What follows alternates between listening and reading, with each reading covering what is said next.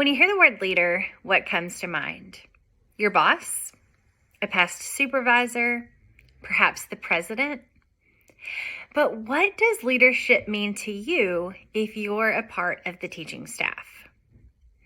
As a member of the teaching staff, you have a classroom full of children who look to you for support and guidance. So whether you realize it or not, you are a leader.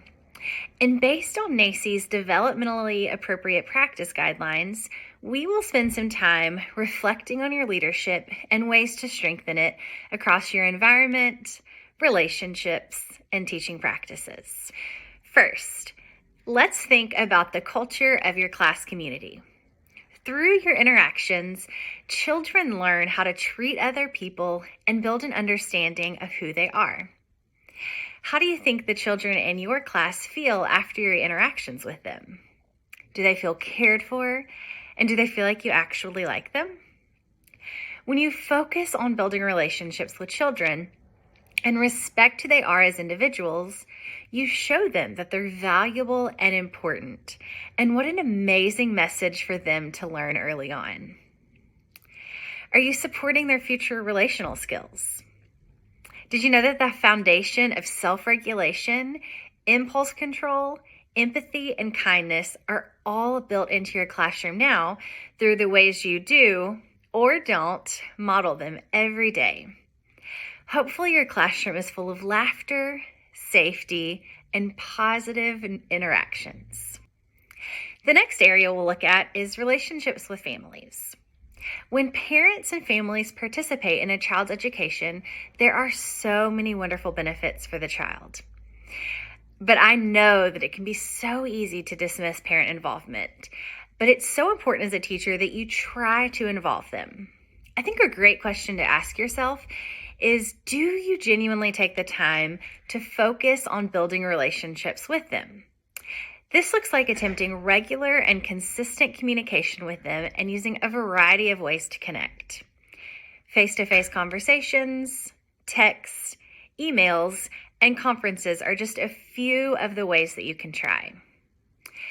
Knowing and respecting the home language of your families can build stronger bonds and show respect with the families. Like I said, I know that parent partnerships can be difficult, but when you view families as the experts of their children, you are more than likely to lean on them for collaboration, guidance, and support with their child. Another area we'll look at is your teaching practice. Are you focused on enhancing each child's development and learning, or do you offer activities just to keep them busy or to keep them occupied? Do you have large chunks of time dedicated to play? Play is beneficial to growth and development, and learning and play go hand in hand. Your daily schedule should hopefully reflect large periods of time to support play in all its many forms. Think about how you intentionally support play in your classroom. Are the activities and experiences you offer developmentally appropriate?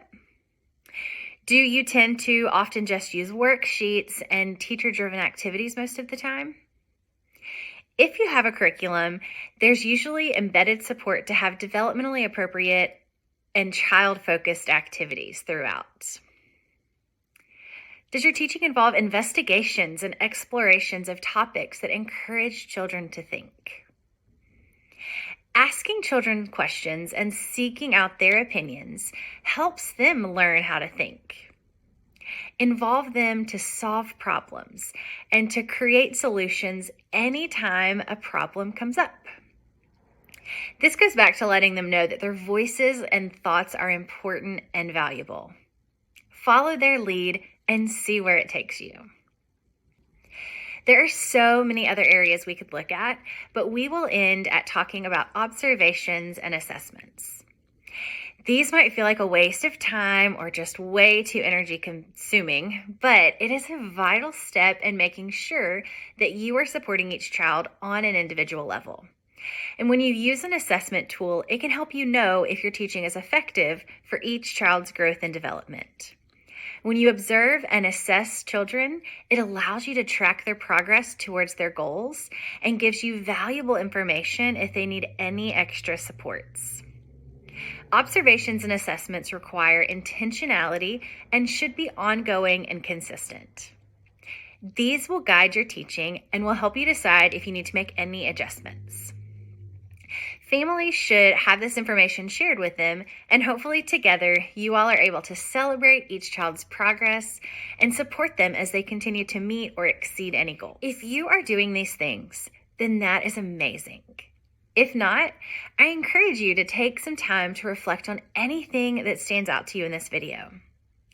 In the video description, I will have a few resources for you, and will also link the NAEYC guidelines where you will find even more support.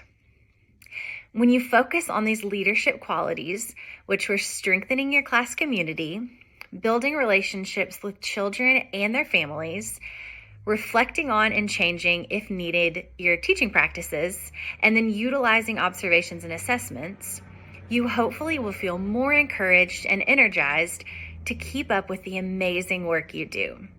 And most importantly, your class and your children will be positively impacted by having a teacher that is committed to their own personal growth and leadership. And remember, you are a leader, and you are so important to the children you work with and to all of us at Grow New Jersey Kids.